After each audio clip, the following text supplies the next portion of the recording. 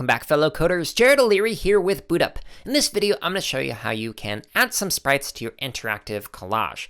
So in the example project that's below, we have some different sprites that were created by some people on the Wind River Reservation.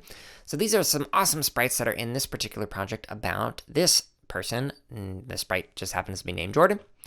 But I want to show you how you can add some sprites to your project.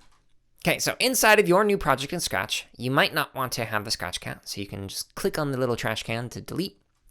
And instead, you can go down here, and there's different options for how you can add in your sprites for your collage. Now, I'm going to make this particular project using the sprites on here, and I can click to the different categories to see the different sprites that are available, because there are a lot of different sprites on here. And I'm going to make this particular interactive collage about a wizard.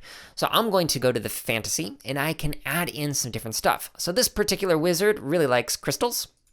So I'm going to add in that. And then I go back here to choose another sprite. This particular wizard also likes to ride on top of griffins, because that's what wizards do apparently. And this particular wizard also likes to, I don't know, talk to their friend, a skeleton, because that's what this wizard does.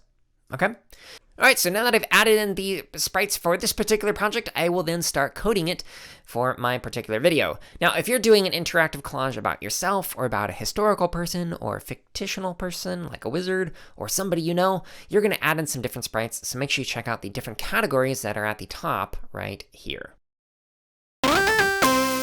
Thank you so much for watching this video. Let us know something that you learned or created in the comments below. And make sure to subscribe, like, and check out the links in the description for even more free resources, such as videos, free lesson plans, and our podcast.